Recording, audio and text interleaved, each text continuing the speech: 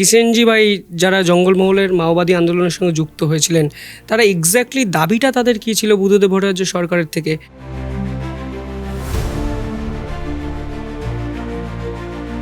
2008 সালের ডিসেম্বর মাসে বুদ্ধদেব ভট্টাচার্যের যে এবং রামবিলাস পাসওয়ানের যে কনভয়টা ছিল, সেটা একটা ঘটনা যে ওইখান দিয়ে কনভয়টা আসবে এবং ওই সময় ব্লাস্ট করে কিষেনজির ডেরায় সেই পৌঁছানোর অভিজ্ঞতাটা কেমন? এবং যদি মাওবাদীরা না থাকতো, আমি এটাও বলছি, নন্দীগ্রামের সিপিএমকে উচ্ছেদ করতে পারতো না, যতই বড় বড় যে নেতা বলুক না কেন, এবং মাওবাদীরা ছাড়া হতো না। এবং সেটা তো কবির সুমন তার বইয়েও লিখেছেন। এই গরু পাচার মামলা বা গরু পাচারের এপিসোডটি আপনি কিভাবে পর্যবেক্ষণ করলেন এবং কিভাবে দেখলেন পুরো এপিসোডটা? ধরুন, একটা ফিশ প্লেট খুলে দেওয়াতে একটা ট্রেন যাচ্ছিল মালগাড়ি, সেটা গিয়ে পাশেরটায় পড়ে, জ্ঞানেশ্বরী ওইখান দিয়ে যাচ্ছিল, দুটোতে ক্ল্যাশ হয়, দুটো হয়তো অত লোক মারা যায়।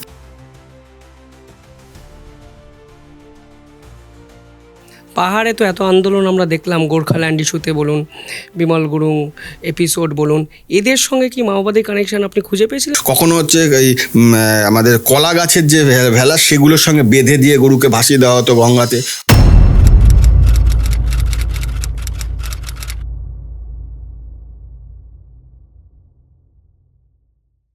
নমস্কার, আপনারা দেখছেন শিবম দাস পডকাস্ট। আজকে আমার সঙ্গে এই পডকাস্টে এমন একজন ব্যক্তিত্ব উপস্থিত আছেন যিনি বাংলা রাজনীতিটাকে চোখের সামনে বদলাতে দেখেছেন। সিঙ্গুর নন্দীগ্রাম পর্ব থেকে মাওবাদী এপিসোড, বাংলা রাজনীতির ইতিহাস যদি কোনোদিন লেখা হয়, এই পর্বগুলো নিঃসন্দেহে জায়গা পাবে। আর এই পর্বগুলোর সঙ্গে যিনি সমার্থকভাবে জড়িয়েছিলেন, সেই সাংবাদিক চিত্রদীপ চক্রবর্তী আজ এই পডকাস্টে আমার অতিথি। ওয়েলকাম চিত্রদীপদা আমাদের পডকাস্টে। আপনি যে পেশাটাকে বেছে নিয়েছেন, সেই পেশার মধ্যেও যদি স্পেসিফিকেশান আমি করি, ক্রাইম জার্নালিজম। প্রথমত এই ক্রাইম জার্নালিজম করতে এসে কি অভিজ্ঞতা আপনার হলো? অভিজ্ঞতা বিস্তর। 30 বছর ধরে ক্রাইম বিটে আমি আছি এবং আমার সৌভাগ্য যে আমি প্রায় 6-7টা জায়গায় চাকরি করেছি, কাগজ এবং টেলিভিশন মিলিয়ে। তো আমার যারা বস ছিলেন, তো তারা প্রত্যেকে আমাকে এই বিটটা কাজ করার সুযোগ দিয়েছে। সাধারণত জার্নালিজম এরকম হয় না যে কেউ কর্পোরেশন বিট করে, কেউ এডুকেশন বিট করে, তারপর চেঞ্জ হয়ে যায়। আমারটা কিন্তু এক থেকে গেছে, আমি যেখানেই যাই না কেন। তো এইটা তো আমার কতটা কৃতিত্ব জানি না, কিন্তু যারা ছিলেন দায়িত্বে তারা আমার উপর ভরসা রাখতে পেরেছেন। সেই থেকেই ভরসাটা আমি হয়তো সেটা তাদের ভরসাটা সুবিচার করতে পেরেছি। এবং দীর্ঘদিন ধরে যা কলকাতাতে, মানে কলকাতা কেন, ওয়েস্ট বেঙ্গল এবং ভারতেও যে বিভিন্ন বড় বড় ঘটনাগুলো ঘটেছে, বেশিরভাগই ঘটনা আমি সাক্ষী। সেগুলো অনেকেই জানে, যে যেমন তাজ অ্যাটাক হয়েছে, বা আমাদের এখানে আমেরিকান সেন্টার অ্যাটাক। আমি প্রথম জার্নালিস্ট যে গিয়ে ওইখানে পৌঁছেছিলাম, তখন আমি খাস করেছিলাম, ফলে ওইটা মিশে গেছে। কিন্তু যেটা বিষয় সেটা হচ্ছে যে এই যে পশ্চিমবঙ্গে এই যে একটা হয় না, মানে পরিবর্তন, মানে একটা যেভাবে হলো, সেই সময়কার যে 4টে আন্দোলন, সেইটা তখন আমি একদম কি বলবো, একদম তরুণ তুর্কি যা ছিলাম, তখন অনেক উৎসাহ ছিল, বয়স কম ছিল, সাহস অনেক বেশি ছিল। ফলে ওই আন্দোলনগুলোকে আমি একদম প্রথম থেকে শেষ পর্যন্ত কভার করেছি আর কি, প্রত্যেকটা আন্দোলন। ফলে ওই এক্সপিরিয়েন্সটা অনেক বেশি এবং ওইটা খুব এনজয় করেছি জার্নালিজম করতে গিয়ে। যেহেতু ক্রাইম জার্নালিস্ট যখন হতে হয় কাউকে, প্রথমত ক্রিমিনালরা আপনাকে কেন ভরসা করবে, এবং অন্ধকার জগতে যদি অবাধ বিচরণ করতে চান, কোন কোন বিষয়গুলো আপনাকে নিজেকে অ্যাডাপ্ট করতে হয়েছে? কারণ সাধারণ মানুষ তো ভরসাযোগ্য ওদের কাছে নয়, আপনি অনেক বেশি ভরসাযোগ্য একজন ব্যক্তিত্ব হয়ে উঠেছিলেন ওদের কাছে। দেখুন, এইটা না একটা ট্রাস্ট তৈরি করতে হয়। সেটা হচ্ছে যে আমি মানে দেখুন, আমি অমিতাভ বচ্চনের মতো দেখতেও নই, আমার গলার স্বরও অমিতাভ বচ্চনের মতো নয়, বা এমন কোনো আকর্ষণীয় দিক আমার নেই যেটা দিয়ে কেউ আমার প্রতি আকর্ষিত হবে, বিশেষ করে যেরকম লোকজন চায় আর কি, যাকে খবর দেবে। এইটা আমাকে পরিশ্রম করতে হয়েছে, কিছু কিছু বুদ্ধি খাটাতে হয়েছে, এবং কিছু ক্ষেত্রে ভাগ্য সহায়তা করেছে, এটা অস্বীকার করার কোনো জায়গা নেই, যে ঠিক টাইমে ঠিক জায়গায় আমি পৌঁছে গিয়েছি। ক্রিমিনালরা বেসিক্যালি না, ক্রিমিনালরা কিন্তু ক্রিমিনাল আবার বলতে গেলে মনে হবে যে আমি তাদের সাপোর্ট করছি, ব্যাপারটা তা না। তারা কিছু ক্ষেত্রে তারাও কিন্তু মানুষ, এটা মাথায় রাখতে হবে। কোনো পাকে চক্রে তারা সেখানে গিয়েছে এবং সেই কানাগলি, অন্ধগলি থেকে তারা বেরিয়ে আসতে পারেনি। বেশিরভাগ ক্ষেত্রেই তাও, সেটা মাওয়িস্টদের ক্ষেত্রেও তাই একই জিনিস আমি দেখেছি। ফলে তাদের কাছে মানে বিশ্বাসযোগ্য হওয়াটা না খুব বেশি কঠিন কাজ নয়। এবং ওরা যদি দেখে যে আমি দুদিকে না, মানে ডুয়েল রোল প্লে না করছি। বেশিরভাগ ক্ষেত্রে ক্রাইম জার্নালিজমে কী হয়, সেটা হচ্ছে পুলিশ, যেহেতু একটা পুলিশ একটা পোর্শন থাকে, একটা হচ্ছে ক্রিমিনালদের দিক দিকে থাকে, প্রত্যেকে মাঝখানে। এবার আমাকে বেছে নিতে হবে আমি কোন দিকটাতে ধরলে আমি সবচেয়ে সফল হতে পারি। এবার আমি যখন জার্নালিজম শুরু করি তখন পুলিশের দিকের ভিড়টা এত বেশি ছিল জার্নালিস্টদের যে আমাকে উল্টো দিকটা বেছে, নাহলে আমি বুঝে গিয়েছিলাম আমি সফল হতে পারবো না। ফলে আমি ওই দিকটা বেছে নিয়েছিলাম এবং পুলিশের থেকে বেশি ক্রিমিনালরা আমাকে বিশ্বাস করতো খবরের ক্ষেত্রে অন্তত। ফলে আমি প্রচুর খবর তাদের কাছ থেকে আগাম পেয়েছি এবং ব্রেক করতে পেরেছি, যেটা টেলিভিশনের ভাষায় বলা, সেটা ক্লিক করে গেছে আমার ক্ষেত্রে। এই পথ চলতে চলতেই কি কিষেনজির সঙ্গে আলাপ পরিচয়? এক্স্যাক্টলি তাই। কিভাবে আলাপটা হয়েছিল? এটা ভালো খারাপ যাই বলুন না কেন, একটা লোক উনিও মানুষ। সেটা হচ্ছে ওনার নীতি ধারণা বা ওনার যে মানে নীতিগত ওনার রাজনৈতিক যে দৃষ্টিভঙ্গি, সেটার সঙ্গে আমার কোনোদিন মিল খায় না। এবং আমি এখনও, উনি মারা গেছেন অনেক বছর হয়ে গেল, আমি এখনও সমর্থন করি না, কারণ ছত্তিশগড়ে তো দেখতেই পাচ্ছেন কি হচ্ছে। তো কিষাণজি আমার সঙ্গে যেটা হয়, তখন মাওয়িস্ট মুভমেন্টে না একটা দুটো প্যারালাল ভাগ ছিল। একটা হচ্ছে একদিকে যেটা বললাম পুলিশের সঙ্গে কিছু লোকের মানে সখ্য ছিল, কিছু জার্নালিস্টের, তারা পুলিশের থেকে খবর নিত। আমি পুলিশের দিকে খুব একটা ভিড়িনি, আমি বরাবর ওইখানে গিয়ে থেকেছি এবং ওরা আমাকে বিশ্বাস করেছে। ওরা জানতো যে আমি যদি ওরা কোনো খবর দেয় যে তাহলে সেই খবরটা আমি পুলিশের কাছে লিক করব না। ফলে হচ্ছে সেই বিশ্বাসটা, এবং দিনের পর দিন আমি ওখানে গিয়ে পড়ে থেকেছি। ওরা দেখেছে যে এই জায়গাটার প্রতি একটা অন্যরকম টান আছে, সে খবর করতে চায়। এবং আমি কোনোদিন কোনো মাওয়িস্টের থেকে কোনো অ্যাডভান্টেজ নিইনি। আমি দেখেছি এর আগে আমি অনেক জায়গায় ইন্টারভিউ দিয়েছি, সেখানে দেখছি অনেক নিচে লোকে কমেন্ট করেছে যে আপনি কেন সরকারকে খবর দিলেন না। তারা জানে না যে সরকারকে খবর দেওয়াটা কোনো জার্নালিস্টের কাজ হতে পারে না। আমি খবর করব, আমি হচ্ছে ধারাভাষ্যকার। একটা জিনিস হচ্ছে আমি সেটা ধারাভাষ্য দেবো, এই জিনিস হয়েছে, ভালো মন্দ বিচার করার দায়িত্ব লোকের নেবে। লোক যখন ভোট দেওয়ার সময় বিচার করে যে কোন দলটা ভালো, তাহলে আজ লোকে সেটা ডিসাইড করতে পারবে না যে এরা ঠিক করছে কি করছে না। ফলে আমি মাঝখানে, আমি মানে থার্ড আম্পায়ার হিসেবে আমি কাজটা করেছিলাম। এবং এক্ষেত্রে প্রচুর যা হয়, কিষাণজি দেখেছে যে একে বিশ্বাস করা যায়, খবর দিলে সেই খবর বাইরে যাবে না। এবং তার মধ্যে অনেক খবর দেয় যেটা হচ্ছে ও আমাদের পক্ষেও নয়, কিন্তু আমাদের খবর করে এবং যেটা সত্যি সেটাও বলে। যেখানে মাওবাদীদের সমালোচনা করা প্রয়োজন, আমি সেখানে মাওবাদীদের সমালোচনা করেছি। তো ফলে এটা অনেকের কাছে খারাপ লেগেছে, কিন্তু আমি মনে করি আমি জার্নালিস্ট হিসেবে ঠিক কাজটাই করেছি, যেটা আমার দরকার ছিল সেটাই আমি করে এসেছি। কিষেনজি অবধি পৌঁছলেন কিভাবে? মানে হঠাৎ করে কিষেনজির সঙ্গে যোগসূত্র কিভাবে খুঁজে পেলেন? কিষাণজিটা খুব ইন্টারেস্টিং। কিষাণজি কিন্তু আমাদের এখানে 98-99 সাল থেকে কাজ করা শুরু করেছিল। আমরা কেউ জানতামই না যে এখানে কিষাণজি আছে, কারণ উনি একবার বিমলদা নাম নিতেন, একবার উনি সূর্য নাম নিতেন, এইরকম নানা রকম নাম নিয়ে উনি কাজ করতেন। যখন মাওয়িস্টরা ঠিক করলো যে লালগড়টা আমরা একদম একটা তুঙ্গে নিয়ে চলে গেছি আন্দোলনটা, এইবার আমাদের হচ্ছে ব্লাস্ট করার সময়, যে এইবার আমরা কাজ করা শুরু করব, তখন কিষাণজিকে মানে দলীয় থেকে নির্দেশ দেওয়া হয় যে আপনি কিষাণজির নামটা ব্যবহার করে সেখানে কাজকর্ম শুরু করেন। সেইভাবে উনি কাজটা শুরু করেন। এবার আমি যেহেতু লালগড় আন্দোলনটা যখন শুরু হয়েছিল 2008 সালের ডিসেম্বর মাসে, বুদ্ধদেব ভট্টাচার্যের যে এবং রামবিলাস পাসওয়ানের যে কনভয়টা ছিল, সেটা একটা ঘটনা যে সেটা ওই সময় ওরা রেডি হয়ে ওরা কিন্তু পুরো প্ল্যান করে ওটা করেছিল যে ওইখান দিয়ে কনভয়টা আসবে। এবং ওই সময় ব্লাস্ট করার করণ বলে একজন ওদের ছিলেন, তিনি এই ব্লাস্টে এটা করেছিলেন। একদিন আগে থেকে ধান ক্ষেতের ওপর দিয়ে উনি ওই তারটাকে এনে যোগ করে রেখেছিলেন, যেটাকে উনি মানে চার্জ করলে, যাতে ডিটোনেট করলে যেটা হবে। কিন্তু তখন এই ঘটনাটার হওয়ার পরে যেটা হয় সেটা হচ্ছে যে মাওয়িস্টরা কিন্তু বুদ্ধদেব ভট্টাচার্যকে মারার তো পরিকল্পনা করেছিল, যেটা পরে বিকাশ ইন্টারভিউতেই বলেছিল। তো ওরা কিন্তু ওদের চালে ভুল ছিল। ভুলটা কি না, যখন ভিআইপি মুভমেন্ট হয় তখন কিন্তু আমাদের হাই টেনশন লাইনে ইলেকট্রিক থাকে না, এটা কেউই জানতো না, মাওয়িস্টরাও জানতো না। তখন ওরা যে চ্যালেঞ্জার বলে, যেটাকে চ্যালেঞ্জারটা যে ব্লাস্ট করা, সেটা গিয়ে যখন ওইখানে লাগে হাই টেনশন তারে, তখন সেটা যখন পড়ে গাড়ির উপর, সেটা কিন্তু ওই যে অভিঘাতে যা ক্ষতি হওয়ার হয়, ওটা যদি ওই অবস্থায় বিদ্যুৎ থাকাকালীন পড়তো তাহলে কিন্তু ঝলসে যেত গাড়িটা, তাহলে কিছু করার থাকতো না। সেটা মাওয়িস্টরা জানতো না।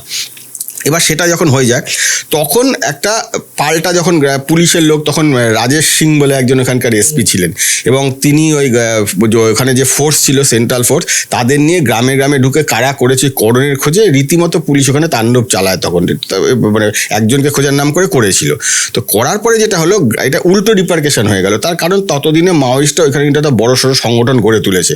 তারা জনগণকে সামনে এনে বললো যে দলিলপুর চকে এসপিকে এসে নাকে খত দিতে হবে। দলিলপুর চক হচ্ছে একটা জায়গা, ওইখানে করতে হবে। তো সেইটা তো পুলিশ রাজি হলো না। তারপর থেকে পুলিশ বয়কটের ডাক দিল ওরা।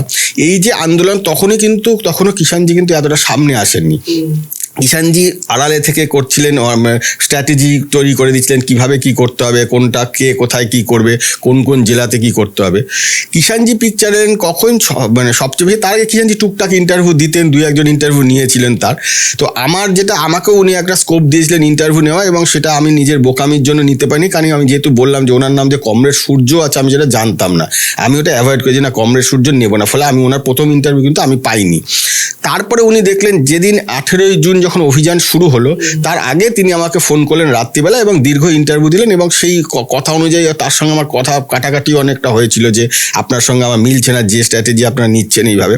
তো সেই থেকে হয়, এবং তারপর থেকে কিষাণজি মানে একটা জিনিস ভেবেছিল যে হয়তো আমার সঙ্গে তর্ক হয়, নানা রকম মতানৈক্য হয়, যে এক আমরা হতে পারি না, কিন্তু কোনো দিক থেকে আলোচনার জায়গাটা উনি চাইছিলেন যে এমন একটা লোক যার সঙ্গে আলোচনা করে নেবো। এটা কিন্তু এমন স্ট্র্যাটেজি নয় যে আমি কালকে গিয়ে কোন সিপিএম নেতাকে মারবো, সেইটা আলোচনা করবো, সেটা উনি কখনোই আমাকে বলেননি, করেননি।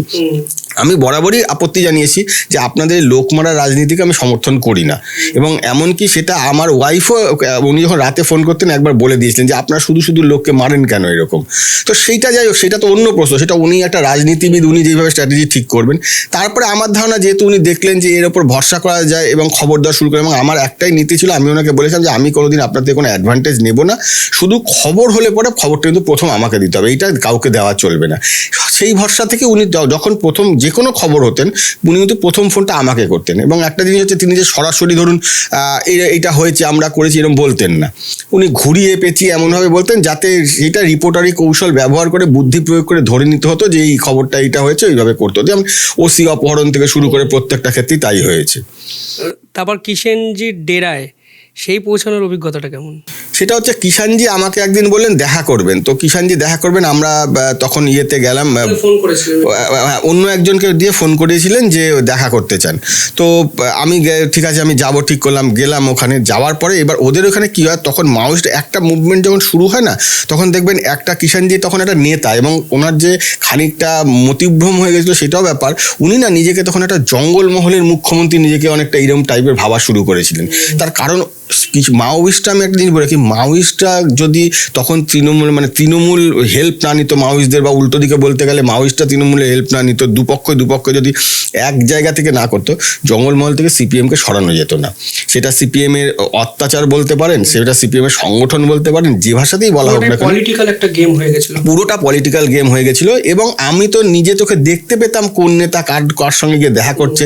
এমনও হয়েছে যে আমাকে একবার কিষাণজি মানে লক্ষণপুরের ওখানে লক্ষণপুরের জঙ্গলে দেখা করতে বলেছে, আমি দেখাচ্ছি, সেখানে দেখছি ওইখানকার একজন মেদিনীপুরের তৃণমূল নেতা ওনার সঙ্গে দেখা করতে এসছে। তা আমি একটু অবাক হয়ে গেলাম, আমি বললাম যে এটা, বলে না উনি একটা কাজে এসছেন। না, কাজে আপনার কাছে আসবে কেন, উনি তো যে কোনো কাজই থাকতে পারে, অ্যাডমিনিস্ট্রেশনের কাছে যেতে পারেন, আপনার কাছে এসছে কেন। মানে এই যোগাযোগটা ছিল। এরকম বহু নেতা আমি দেখেছি, যে পরবর্তীকালে দেখেছি, প্রথম দিকে দেখলাম আন্দোলনে আছে, তারপরে দেখলাম নেই। পরে আমি জিজ্ঞেস করলাম ওইখানকার লোক যে কোথায়, বলো না ওকে অন্য অ্যাসাইনমেন্টে অন্য জায়গায় পাঠানো হচ্ছে, মানে ও পুরুলিয়া গেছে। মানে ভাবুন, পশ্চিম মেদিনীপুরের লোক, সে গেছে পুরুলিয়াতে, ফলে সেও মাওয়িস্ট দিয়ে হয়ে কাজ করা শুরু করলো। বেসিক্যালি যেটা বলতে গেলে সেটা হচ্ছে, মাওয়িস্টদের যে ফ্রন্টাল অর্গানাইজেশন, মানে জনসাধারণের কমিটি, সেইখানে কিন্তু বেশিরভাগই তৃণমূল নেতা কর্মীরা এখানে যোগ হয়ে গেছিলো। বলতে গেলে তৃণমূল নেতা কর্মীদের দিয়েই কিন্তু এটা হয়েছিল। এবং ছত্রধর মাহাতোই তো তাই, আমি শুরুটাই যদি হয় তাহলে ছত্রধর মাহাতোই তৃণমূল করতেন এবং জনসাধারণ কমিটির নেতা হয়েছিলেন, পরবর্তীকালে আবার তিনি তৃণমূলে এসেছেন। ফলে ওইটা হয়। যেটা ব্লান্ডার হয়েছিল কিষাণজির, সেটা যেভাবেই ব্যাখ্যা করুন, ব্লান্ডার হোক বা তাদের মানে নীতিগত ভুল, সেটা হচ্ছে কিষাণজি ভেবেছিল যে জনসাধারণের কমিটির যারা তৃণমূল নেতা, তারা 2011-র পরেও তারা হচ্ছে জনসাধারণের কমিটি হয়ে থাকবে মাওয়িস্টদের কথা শুনে। তা তো হয় না, তার কারণ তৃণমূল নেতারা তখন প্রাণে বাঁচতে জনসাধারণ কমিটির এসে নাম লিখেছিল সিপিএমদের লড়াই করার জন্য। তাদের যখন পারপাস সার্ভ হয়ে গেছে, তারা আবার তৃণমূলে ফিরে গেছে। ফলে সেই বুমেরাং হয়ে ছুরিটা যে কিষাণজির পেটে ঢুকবে, সেটা কিষাণজির পেটেই ঢুকে গেছে গিয়ে। কিষাণজি ভাই যারা জঙ্গলমহলের মাওবাদী আন্দোলনের সঙ্গে যুক্ত হয়েছিলেন, তারা এক্স্যাক্টলি দাবিটা তাদের কী ছিল বুদ্ধদেব ভট্টাচার্য সরকারের থেকে? মানে এই পুরো বিষয়টা আপনি ওদের সাথে কথা বলে বুঝতে পেরেছিলেন যে তারা চায়টা কি? তা আসলে কিছুই চায় না, মানে কী চাওয়া সেটা উদ্দেশ্য পরিষ্কার না। এইখানে একটু বলি, আমাদের একটু পিছিয়ে যেতে হবে। সেটা হচ্ছে আপনার ছোট আঙ্গারিয়ার কথা মনে আছে, যেটা খুব বিখ্যাত, যেখানে বডিগুলো আর পাওয়া গেল না। মূলত যেটা সূত্রপাত হয়েছিল, যখন মাওয়িস্টরা এখানে এসেছিল, সিপিএম কিন্তু দায় পুরোপুরি অস্বীকার করতে পারে না, কারণ সিপিএম বলে আমরা মাওবাদীদের বিরুদ্ধে লড়াই করেছি। তো এইটা বলুন তো, যে যখন 2001-2 সাল বা 2001 তারপর 2002 চলছে, তখন কেশপুর আন্দোলন আমরা জানি প্রত্যেকে, মোহাম্মদ রফিকের নেতৃত্ব এখানে প্রতিরোধ তৃণমূল করলো। তখন তো সিপিএম ওই আন্দোলন ঠেকানোর জন্য তখন তো মাওবাদীদের সঙ্গে হাত মিলিয়েছিল। এটা তো যে মানে সিপিএম নেতারা পরবর্তীকালে অস্বীকার করলে তো হবে না, তারা করেছিল। এবং তখন যদি ওই হাতটা না মেলাতো, তাহলে কিন্তু ওইখান থেকে ওই আন্দোলনটাকে ওরা বন্ধ করতে পারতো না, কেশপুরটা কিন্তু কিছু করতে পারতো না, বেরিয়ে যেত। সেটা আটকানোর জন্য মাওবাদীদের সঙ্গে হাত মেলালো।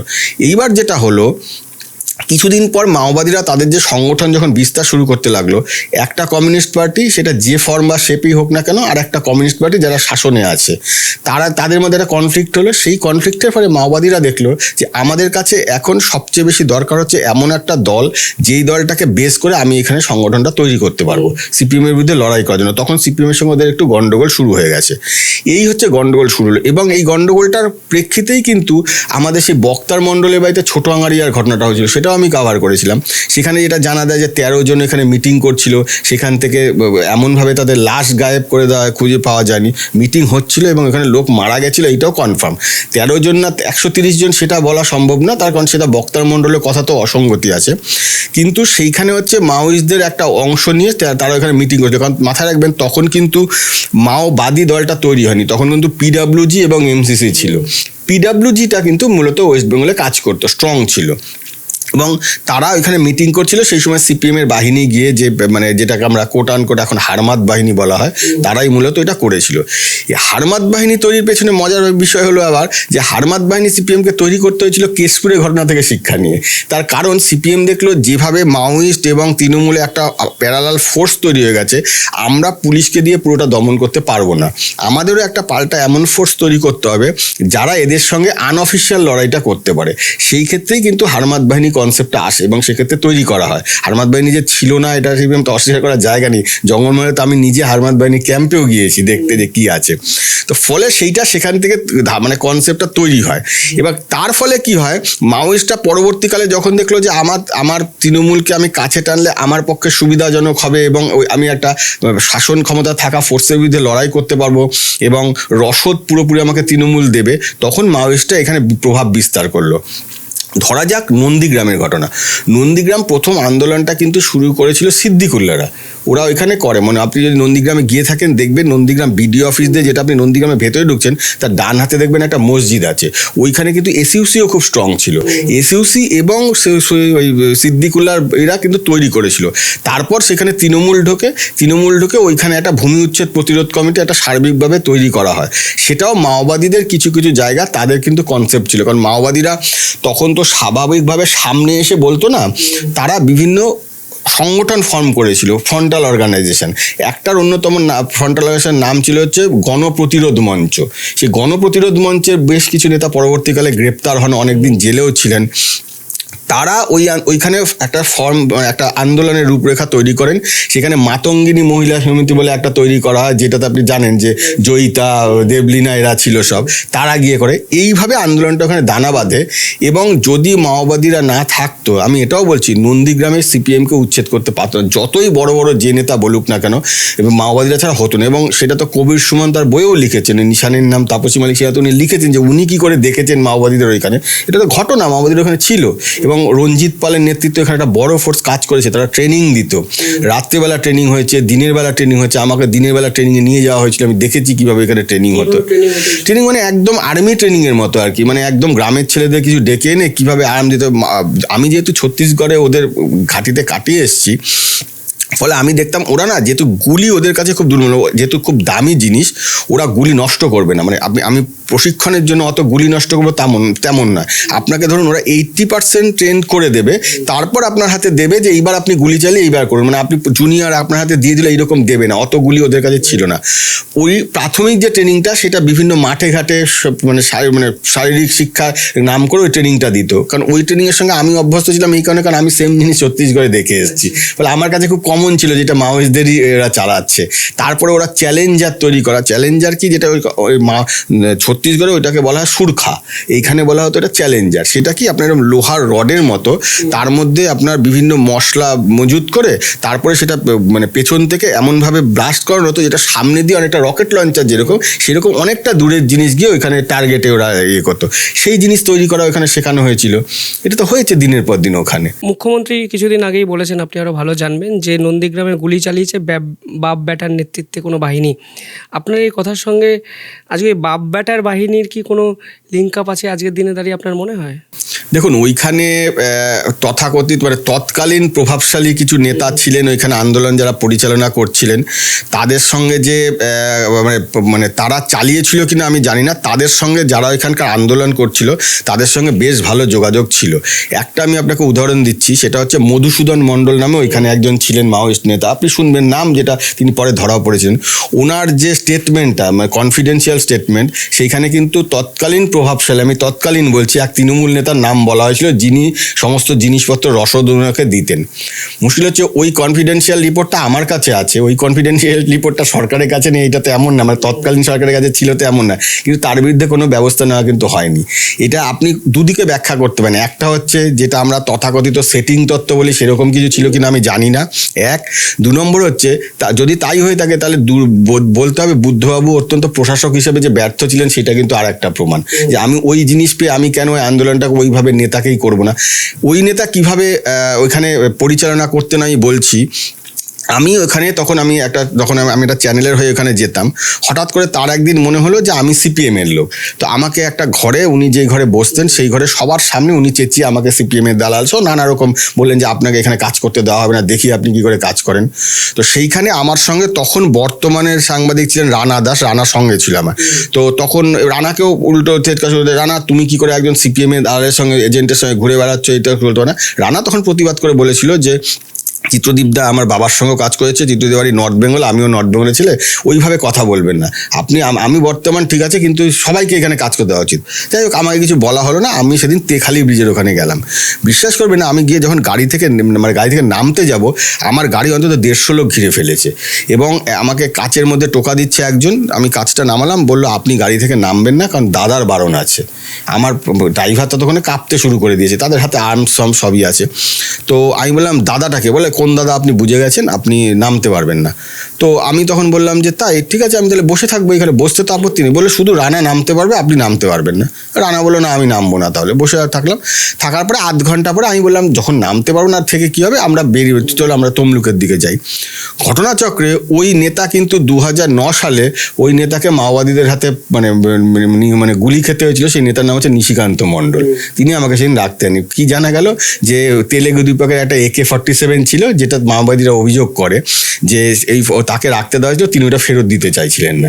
এই ছিল ঘটনা। মানে ফলে হচ্ছে যে মানে কাদের সঙ্গে কি হয়েছে, আমি বারবার বলছি যে ওইখানে মাওয়িস্টরা যদি এই দুটো আন্দোলনের ক্ষেত্রে, আপনি সিঙ্গুর বলুন, দুটো কেন, সিঙ্গুর বলুন, নন্দীগ্রাম বলুন বা লালগড় বলুন, সব ক্ষেত্রে যদি মাওবাদীরা না থাকতো, ওই হেল্পটা না দিত, অসম্ভব এই হতো না। সিঙ্গুরে কিভাবে মাওবাদীরা ইন্টারলিঙ্কড করলো? সিঙ্গুরে অনেক দিন ধরে যেই সংস্থাগুলোর নাম আমি বললাম, যারা ওই ফ্রন্টাল অর্গানাইজেশন, মাতঙ্গিনী সমিতি, গণপ্রতিরোধ মঞ্চ, এই ধরনের যারা আছে, তারা কিন্তু গিয়ে অনেক দিন থেকে ওইখানে ব্রেন ওয়াশ করা শুরু করেছিল গ্রামবাসীদের, যে এইখানে হতে দেওয়া যাবে না, টাটা খুব খারাপ, টাটা এলে কি কি ক্ষতি হতে পারে। সেখানেও তৃণমূলের যেহেতু একটা বেস ছিল সিঙ্গুরে, সেইটা কিন্তু দিয়ে তারা ওই একসঙ্গে আন্দোলনটা করে আটকে দিতে পেরেছিল। এর অন্যতম একটা ছিল, সেটা হচ্ছে বেড়াবেড়ি গ্রামে, আপনার মনে আছে কিনা, যে একটা ছবি খুব ভাইরাল বলতে তখন তো আর ছিল না, মানে তখন খুব দেখানো হচ্ছিল টিভি চ্যানেলে। সেটা হচ্ছে পুলিশ গিয়ে লাঠিচার্জ করছে, গ্রামবাসীরা বাধা দিচ্ছে জমি নিতে। তো তখন পুলিশ একজনকে ছাদের থেকে ঠেলা মেরে ফেলে দিচ্ছে। এই ছবিটা তখন খুব হয়েছিল আর কি, তো খুব রিপারকেশন তৈরি হয়েছিল এটা নিয়ে। তো এইটা তারপরে, এবং পুলিশ যখন টিয়ার গ্যাসের সেল ফাটাচ্ছে, ওইটা গিয়ে একটা ধানের গোলায় পড়ছে এবং ধানের গোলাটা দাউ দাউ করে জ্বলছে। তো যেটা হয়, আমি বলছি যে কতগুলো জিনিস একসঙ্গে, কতগুলো ডট একসঙ্গে মিলে একটা দাঁড়ায়, একটা কনক্লুশন তৈরি হয়। সেটা হচ্ছে যখন এটা হয় তখন আমাকে অফিস থেকে বলা হয়েছিল এটা দেওয়ার জন্য। আমি ওখানে যাওয়ার পরে এইবার তো তখন আমাকে ওই যেটা আপনি জানেন টেলিভিশনে কাজ করলে যে বিকেলে কি হয়েছে একটা সাম আপ করতে হয়, যেটাকে চ্যাট বলা হয় আমরা বলি। তো আমি চ্যাটে দাঁড়াবো, তো আমাদের একজন প্রডিউসার ছিল, তিনি আমাকে ফোন করে বললেন যে পুলিশ তো এরকম চালিয়েছে, আমি দেখেছি ছবিটা, কিন্তু তোকে বলতে হবে যে বহিরাগত লোকরা এসে পুলিশের ওপর আক্রমণ চালিয়েছে, তারপরে পুলিশ এইরকম বাধ্য হয়েছে, ঠেলে ফেলে দিতে বাধ্য হয়েছে, তারপর ওই টিয়ার গ্যাসের সেল ফাটাতে পারে যেটা গিয়ে ধানের ইয়েতে পড়লো। আমার তো মাথা গরম হয়েছে, স্বাভাবিক, এটা যে যেখানে যাবে একটা সুস্থ সবল রক্ত মাংসের মানুষ, সে তো যেটা দেখবে সেটাই তো সে বলতে চাইবে। আমি তাকে বললাম যে না এটা বলা সম্ভব, কারণ তা হয়নি, এখানে কেউ বহিরাগত নয়। তো বললো না এটা বলতে হবে। আমার সঙ্গে তর্ক হচ্ছে, তখন একজন উচ্চপদস্থ এক চ্যানেল হচ্ছে, সেই চ্যানেলের একজন উচ্চপদস্থ, তিনি আমাকে ফোনটা ধরে বললেন যে তোকে কি বলতে বলা আছে, আমার এইটা, বলে ওটাই তোকে বলতে হবে। তো আমি বললাম যে এটা বলবো, বললো হ্যাঁ ঠিক আছে, আমার তো চাকরি করি, আমি যে বললাম যে জার্নালিস্টটা কোনো কিছু দায় নেই, তার খবর করাটা তার দায়। আমি দাঁড়িয়ে আমি তখন বললাম যে বহিরাগতরা, হঠাৎ করে প্রায় 700-800 লোক আমাকে ঘিরে ফেললো। তাদের হাতে দেখছি তখন তো ওই আধার কার্ড এরকম ইয়ে নেই, তখন এটা ভোটার কার্ড নিয়ে, যে দাদা এরকম। তারা ততক্ষণে ভাবুন আমি যখন চ্যাট দিচ্ছি তখন কিন্তু তারা ওইখানে তাদের বাড়ি থেকে অলরেডি ওগুলো নিয়ে চলে এসছে, এসে আমাকে দেখাচ্ছে যে আপনি যে বলছেন বহিরাগত, আমরা কোথায় বহিরাগত, তা আমাদের আন্দোলনটা আপনারা নষ্ট করার চেষ্টা করছেন কেন। ভাবুন, আমি যে চ্যানেলে সেটা তখন 1 নম্বর চ্যানেল, এবার হচ্ছে যে সেখান থেকে নির্দেশ গেছে যে এইভাবে আমাকে বলতে হবে।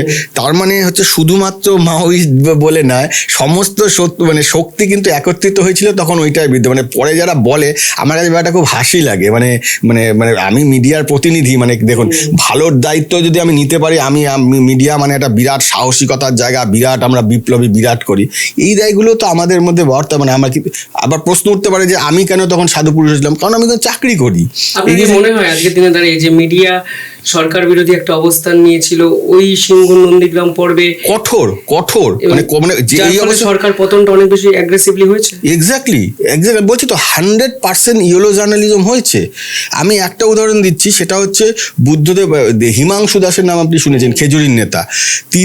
তাকে চ্যানেল থেকে ফোন করা হয়েছে, ফোন করে বলা হচ্ছে আপনারা কিছু করতে পারছেন, আপনারা এই করছেন বলে তাকে উত্ত্যক্ত করা হয়েছে।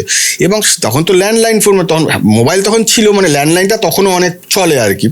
উনি তো যা তা বললেন তখন, হ্যাঁ দেখে নেবো আপনাদের কি করে, দেখবো আপনাদের কি করে কাজ করেন হ্যান ত্যান।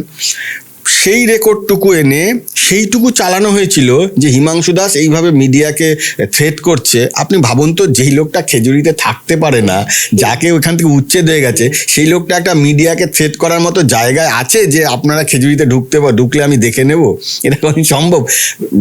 তখনও আসলে যেটা হয়, শাসনের একটা দম্ভ থাকে, তো সেই দম্ভটা সিপিএমের বেশ কিছু নেতার থেকে শরীর থেকে তখন যাচ্ছিল না, তিনি ওইটা বলেন এবং ওইটা তখন সেটা চ্যানেলে দেখানো হয় যে এইভাবে উনি হুমকি দিচ্ছেন।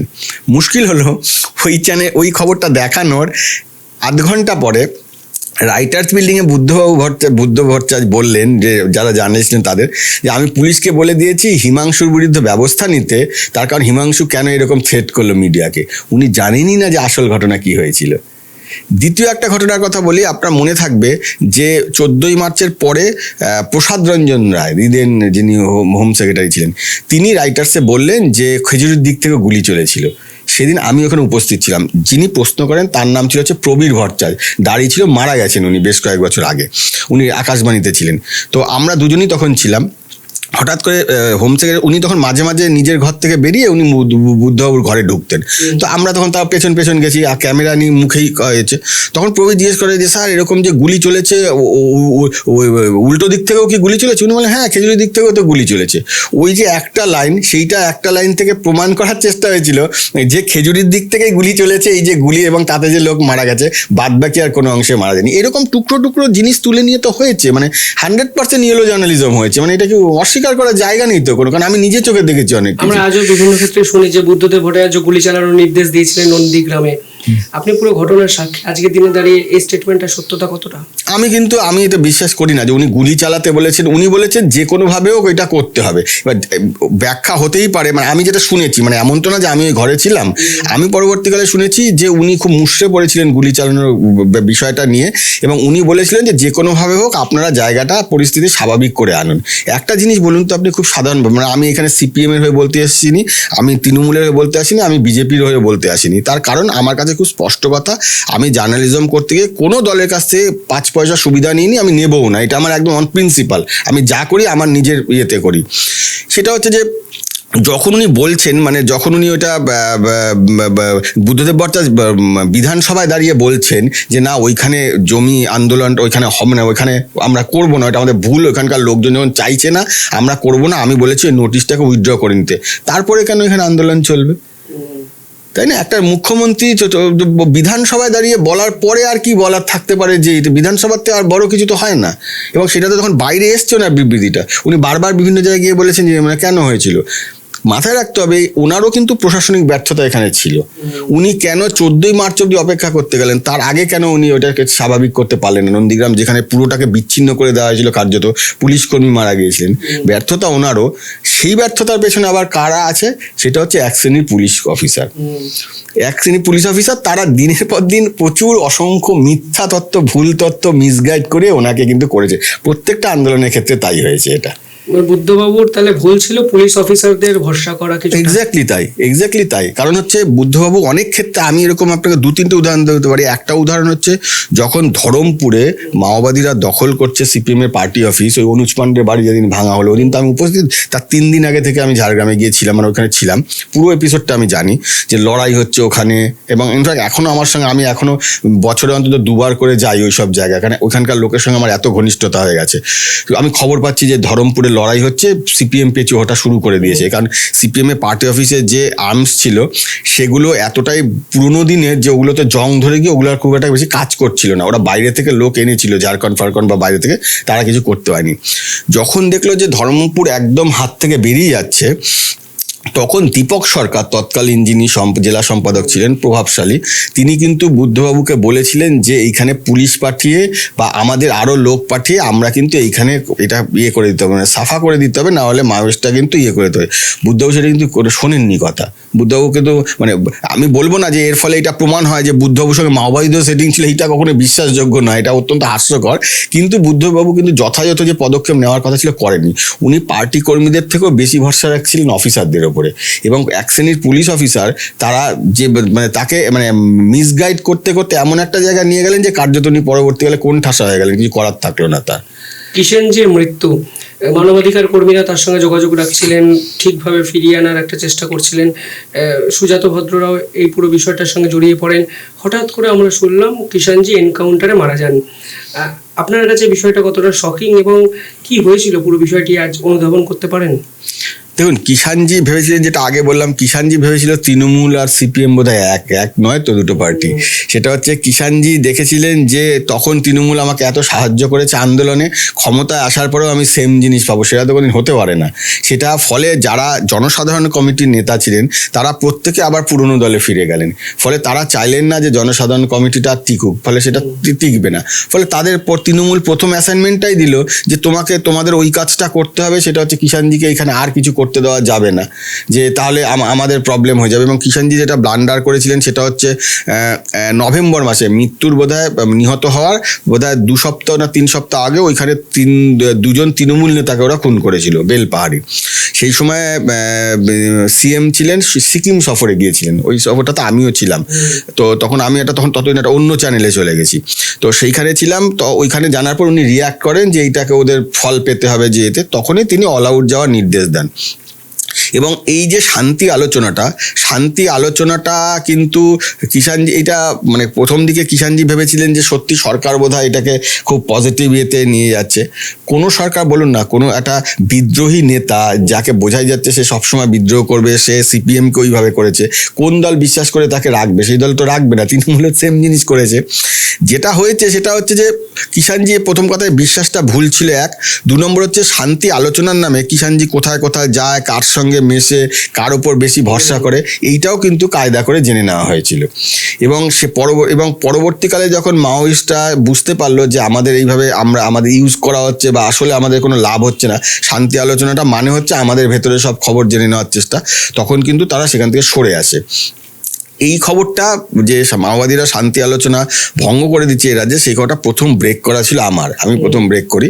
তার কারণ এখন বলতে দ্বিধা নেই, সব্যসাচী গোস্বামী এখন যিনি জেলে আছেন, মাওবাদী সেন্ট্রাল কমিটির মেম্বার, তিনি আমাকে উল্টোডাঙ্গার ওইখানে একটা বিস্কুট ফ্যাক্টরিতে ওইখানে একটু দেখা করতে বলেন আমাকে একদিন। তো আমি যাই, তো উনি একটা অটোতে বসেছিলেন, আগেই বলা ছিল যে মোবাইল নিয়ে না যেতে, অটোতে আগেই বলেছিল অটোতে বসে থাকবেন। আমি যাই, গিয়ে অটো থেকে উনি বেরিয়ে আমাকে ওই হাতে দিয়ে বলেন যে এই খবরটা কিন্তু এই যে দাদা আপনাকে দিতে বলেছে, যে আমরা শান্তি আলোচনাতে সরে আছি। তখন এটা বিরাট খবর, কারণ গোটা দেশে তখন চলছে যে ওয়েস্ট বেঙ্গলে মাওয়িস্টরা পিস্টকে বসছে একটা কমিটির সঙ্গে। তা আমি এসে খবরটা করতে পারিনি এই কারণে যে সেদিন আবার সচিন তেন্ডুলকর 100তম সেঞ্চুরি করেছিলেন, ফলে আমি জানতাম ওই খবরটা সেদিন আর গুরুত্ব পাবে না। পরের দিন আমি খবরটা ব্রেক করি, অবশেষে একদিন খবরটা রেখে দিতে হয়েছিল ওই কারণে এতে। তো তখন হচ্ছে খবরটা করার পরে তখন আমি জিজ্ঞেস করেছিলাম যে আপনারা শান্তি আলোচনা থেকে সরে আসছেন কেন? ওরা তখন বললো যে আমাদের ভেতরের বহু তথ্য ওরা জানতে পেরেছে, আমরা অন্ধ্রতে সেম জিনিস করেছিলাম, ফলে আমাদের ওইটা আমরা পরে বুঝতে পেরেছি যে একই কায়দা এখানেও করা হচ্ছে। তো মুশকিল কি জানিস, এই সময়টা যেটা হয়েছিল, একটা সময় এলো যখন কিষাণজি না নিজেকে দলের ঊর্ধ্বে ভাবা শুরু করলেন।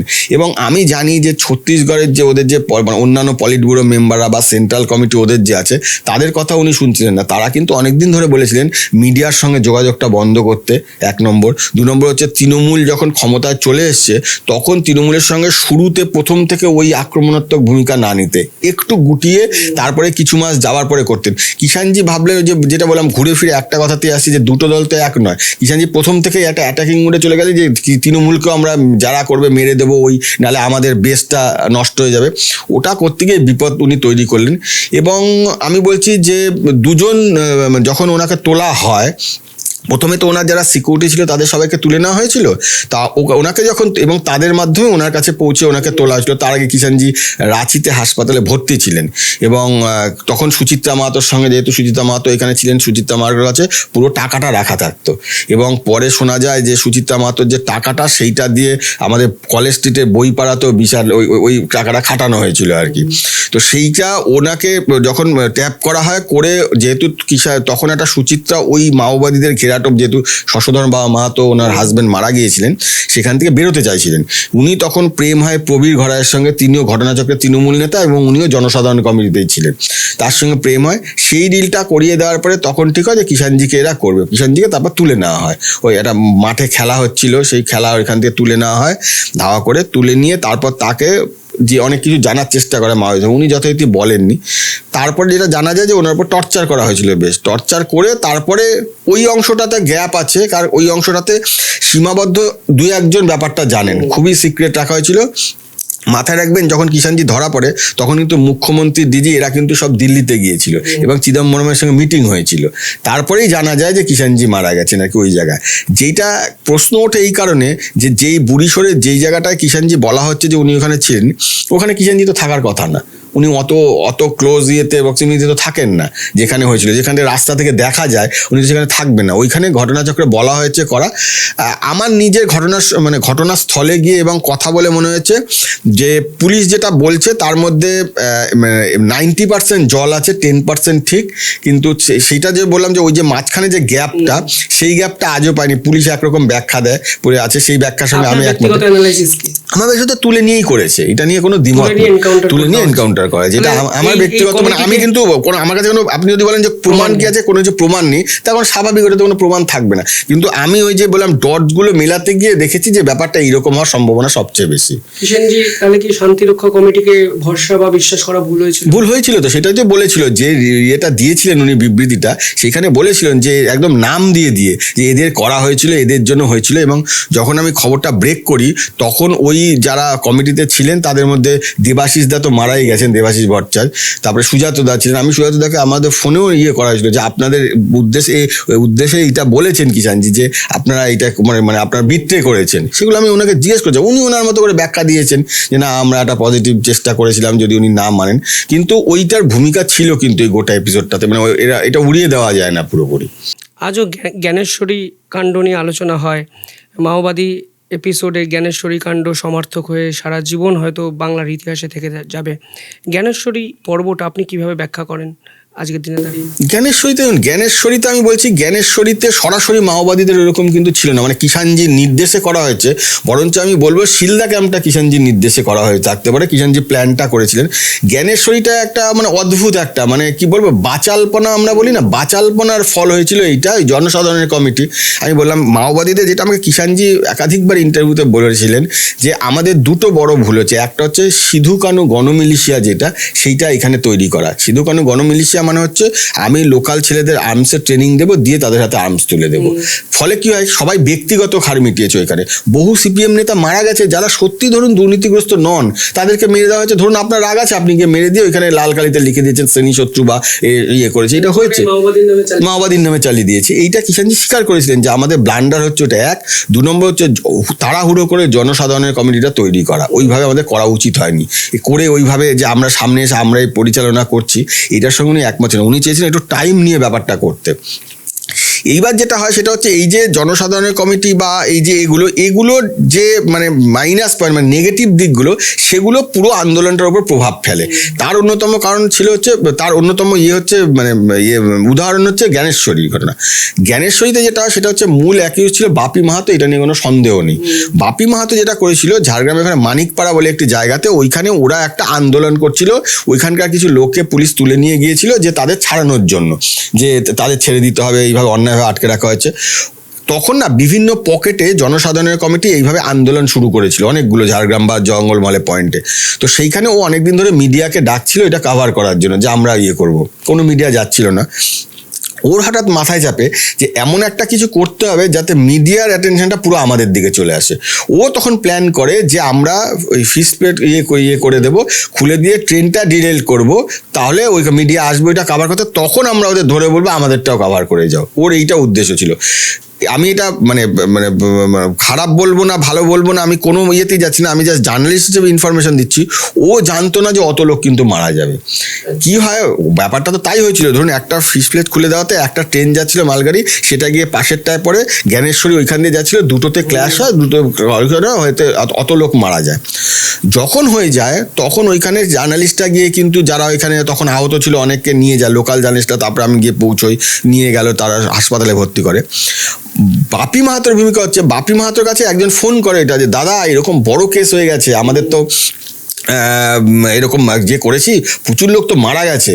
ও তখন হা করে হাসতে হাসতে বলছে, দেখলি তো এমন একটা কাজ করলাম যে সমস্ত মিডিয়াকে এখানে টেনে আনতেই হচ্ছে, সব আসছিল না এরা, বিরাট সব ইয়ে হয়ে গেছিলো, মাতব্বর হয়ে গেছিলো, এরা আসছে না। মানে ওইখানে একটা টার্ম আছে 1.5 চালাক বলে, 1.5 চালাক মানে হচ্ছে মানে বেশি চালাক আর কি। তো সেইটা হচ্ছে ওই টার্মটাও ইউজ করে। এইটা আমি পরবর্তীকালে সিআইডির যে অফিসাররা ফোন ট্যাপ করেছিল তারা আমাকে শুনিয়েছিল, পুরো রেকর্ডিংটা আমি শুনেছি। তো তখন ও করে, এবং ও যখন করছে তখন ওখানে একটা হিন্দি হয় যে ম্যা হু ডন বাজছে, ও তখন বলে একটা ইংলিশের বোতল নিয়ে আসবে আজকে রাতে এনজয় করবে, এইসব বলে পুরোটা রেকর্ডিং হয়েছিল। প্রথম কথা ওর থেকে বোঝা গেল যে ও কনস্পিরেসিটা ও করেছিল। 1 2 নম্বর হচ্ছে ওরা যখন সেদিন তখন জনসাধারণের কমিটির অফিসিয়াল সম্পাদক ছিল হচ্ছে অসিত মাহাতো। অসিত মাহাতোকে আমি ফোন করি যে এটা কি আপনারা করেছেন? বললো যে না আমরা তো করিনি। তো আমি বললাম যে তাহলে কে করেছে? না এটা সিপিএম করেছে। তাই আমি বললাম সিপিএম কেন করতে হবে, হঠাৎ করে এটা সিপিএম কেন করাতে হবে? বলে না সিপিএম করেছে, যে এসেছিলেন রেলমন্ত্রী মমতা ব্যানার্জির কথা বলেন যে উনি এসেছিলেন, উনি বলেছেন করেছে। তাই আমি বললাম ওনার সঙ্গে আপনাদের কি সম্পর্ক, আপনারা আপনাদের বক্তব্য বলুন। বলুন না সিপিএম করেছে।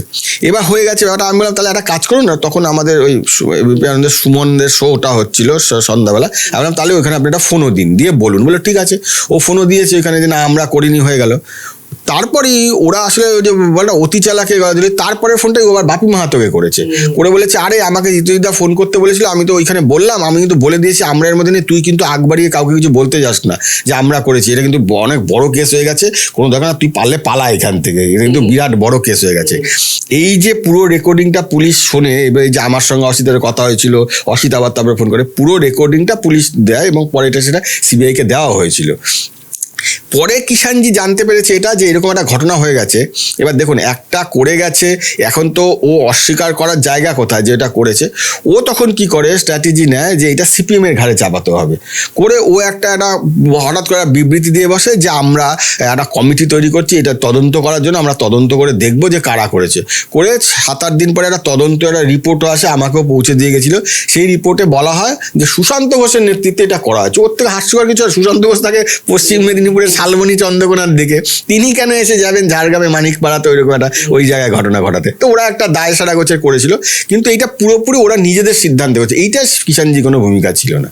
পাহাড়ে তো এত আন্দোলন আমরা দেখলাম, গোর্খাল্যান্ড ইস্যুতে বলুন, বিমল গুরুং এপিসোড বলুন, এদের সঙ্গে কি মাওবাদী কানেকশন আপনি খুঁজে পেয়েছিলেন, নাকি ওটা সম্পূর্ণ সেপারেট একটা মুভমেন্ট ছিল? না, ওইটা তো শুরু হয়েছিল দেখুন অদ্ভুতভাবে। সেটা হচ্ছে সুভাষ ঘিসিং, তো ওরা তো গোর্খাল্যান্ড ছাড়া কিছু চাইছিল না। সুভাষ ঘিসিংয়ের সময় আমি কভার করেছি, আমি তখন অনেক জুনিয়র ছিলাম যখন ওই আন্দোলন হচ্ছে। তারপরে যখন এই প্রশান্ত তামাংয়ের ব্যাপারটা হলো, ওরা ভোট দিয়ে প্রশান্ত তামাংকে জেতালো, ওরা বুঝলো যে পাহাড়ে আমাদের গ্রিপ তৈরি হবে, ওরা আন্দোলনটা শুরু করলো। সেই সময় থেকে আমি যাওয়া শুরু করি রেগুলার। 2008 সালের ডিসেম্বর মাসে আমার কাছে খবর আসে যে 3 জন গিয়ে বিমল গুরুং এবং রোশন গুরির সঙ্গে দেখা করেছে। সেই 3 জন কে? সেটা হচ্ছে, তারা নাকি গণপ্রতিরোধ মঞ্চের 3 নেতা। একজনের নাম হচ্ছে প্রসূন চট্টোপাধ্যায়, একজনের নাম হচ্ছে রাজা সরখেল, আরেকজনের নাম হচ্ছে গৌর চক্রবর্তী। গৌর চক্রবর্তী পরবর্তীকালে মাওবাদীদের মুখপাত্র হতেন, যিনি ওই টিভি চ্যানেলে চ্যানেল 10-এর অফিস থেকে গ্রেপ্তার হলেন। তখন আমি জিজ্ঞেস করি, তখন ওরা বলে যে না, আমরা তো গণপ্রতিরোধ মঞ্চ হচ্ছে আমরা। আমি তখন খবরটা ব্রেক করেছিলাম যে মাওবাদী নেতারা গিয়ে দেখা করেছে। যা হয় তখন অন্যান্য চ্যানেল আমার খবরটা কাউন্টার করে যে না, এটা মাওবাদীদের সংগঠন না, এটা হচ্ছে একটা অন্য অর্গানাইজেশন, সেটা হচ্ছে গণপ্রতিরোধ মঞ্চ, তারা করেছে। আমি তো তখন কিছু রিয়াক্ট করিনি, হয়েছে। তারপরে দেখা গেল যেই নেতাদের আমি নাম বললাম প্রত্যেকে মাওবাদীদের সঙ্গে যুক্ত হয়ে গেল এবং তারা পরবর্তীকালে অ্যারেস্ট হয়েছিল। সেই সময় আমি পরে জিজ্ঞেস করেছিলাম যারা গিয়েছিল তাদের মধ্যে একজনের কাছ থেকে কী হয়েছিল, বললো আমরা এরকম চাইছিলাম যে ওরা যদি সশস্ত্র সংগ্রাম করতে, মানে সশস্ত্র কোনো আন্দোলন করতে চায়, তাহলে আমাদের তরফ থেকে কোনো সাহায্য করা দরকার পড়বে কিনা, বা ওরা আমাদের কতটা হেল্প নিতে চায়, এইগুলো নিয়ে হয়েছিল। প্রাথমিকভাবে ওরা আমাদের কথাবার্তা, ওরা বলেছে আপনাদের পরে এটা জানানো হবে। সেই একটা লিঙ্ক পাওয়া যায় যে ওরা গিয়ে আলোচনাটা করেছিল। ধরুন বিমল গুরুং বা রোশন গিরির যদি ইচ্ছে না থাকতো, তারা তো রিফিউজ করতে পারতো। আপনি আমাকে আজকে এখানে ডেকেছেন, আমি তো রিফিউজ করতে পারতাম। আমি স্বেচ্ছায় এবার এসছি, মানে আমি তো দিচ্ছি, তাই তো, এগ্রি করছি। ওরাও তাই হয়েছিল। পরে ব্যাপারটা আরও পেকে গেল কি করে, আপনার মনে আছে কিনা যে পারিজাত লজে ওইখানকার গরু বাথানের এখানে বিমল গুরুংরা একটা দীর্ঘ আন্দোলন শুরু করলো, যে অনশনে বসলো, বিরোধী প্রায় বোধ হয় 1 মাস মতো ছিল ওরা অনশন শুরু করলো গোর্খাল্যান্ডের দাবিতে। তো সেই সময় একদিন ওইখানে আমি তো তখন কাভার করছি দুটো আন্দোলনই, আমি ওইখানে গেছি পারিজাত লজে। হঠাৎ করে আমাকে সেই সময় কিষাণজি ফোন করেছে। এবার কিষাণজি ফোন করাতে আমি ওখানে দাঁড়িয়ে কথা বলছি, এবার সামনে ওইখানে বিমল গুরুং, অমল লামা, রোশনগিরি সবাই বসে আছে। হঠাৎ করে বিমল গুরুং প্রায় বিমল, যা হয় কথাতে অনেক সব বোঝা যায়, আমি উচ্চারণ করছি নাম, তো বিমল গুরুং আমার হাত থেকে প্রায় কেড়ে নিয়ে বলছে যে এরকম, আমাকে তখন বলছে আমাকে দাও, আমি একটু কথা বলতে চাই। তো আমি তখন দিলাম কিষাণজির ফোনটা। তো তখন ওরা কথা বললো যে এরকম কি ব্যাপার। এবার ওইটা তো আর ওনার বলবে না, বললো এই আমরা একটু বিনিময় করলাম, যে সৌজন্য বিনিময় করলাম, মিটে গেল। তারপরে ফেব্রুয়ারি মাসে 2009 সালে খাস জঙ্গল বলে একটা জায়গা আছে, মানে আপনার রামগড় এবং লালগড়ের মাঝখানে, ওটা সেখানে গুলিতে, মানে ওখানে 4 জন মারা গিয়েছিল। সেটা হচ্ছে সিপিএম নেতা নন্দ দুলাল পাল বলে একজনকে মাওয়িস্টরা মার্ডার করেছিল। সেই বডিটা যখন গ্রামে আনতে যায়, তখন জনসাধারণ কমিটির নেতারা, মানে কর্মীরা, গ্রামবাসীরা বাধা দিয়েছিল। তখন যেই গাড়িতে আনা হচ্ছিল সেখানে সিপিএমেরও কিছু সশস্ত্র লোকজন ছিল, তারা গুলি চালিয়ে তাকে সেখানে 5 জন মারা যায় এবং পেট ফুঁড়ে গুলি বেরিয়ে যায়। মানে আমি প্রথম এখানে গিয়ে পৌঁছেছিলাম, ভয়ঙ্কর, মানে আমার সামনেই মারা গিয়েছিল 5 জন। আমার গাড়ি করে হাসপাতালেও পৌঁছে দিয়েছিলাম, কিন্তু বাঁচানো যায়নি ওদের। ওই ঘটনার পরে একটা আন্দোলন, একটা শুরু হয়ে যায়। তারপরে মমতা ব্যানার্জি কিন্তু ওইখানে গিয়েছিল। তখন কিন্তু এখানে পুলিশের ঢোকা বারণ ছিল, পুলিশ বয়কট চলছে। মমতা ব্যানার্জি, পার্থ চ্যাটার্জি, সুদীপ ব্যানার্জি, এরা কিন্তু গিয়েছিল ওইখানে ওদেরকে সহানুভূতি জানাতে গ্রামবাসীদের। তারপরে হঠাৎ করে একদিন আমাকে বিমল গুরুং ফোন করে বলল যে আমরাও যেতে চাই, কারণ হচ্ছে ততদিনে পাহাড়ে আদিবাসী বিকাশ পরিষদের সঙ্গে গজমুমু আর কি তাদের মধ্যে একটা গন্ডগোল শুরু হয়ে গেছে। আদিবাসীরা বলছে আমাদের জায়গায় গজমুমুকে ঢুকতে দেবো না, আমরা আলাদা স্টেট চাই, গজমুমু বলছে আমরা আলাদা স্টেট চাই। এই নিয়ে একটা বিরাট গন্ডগোল, সেখানেও গুলি ফুলি চলেছে, ঝামেলা টামেলা হয়েছে।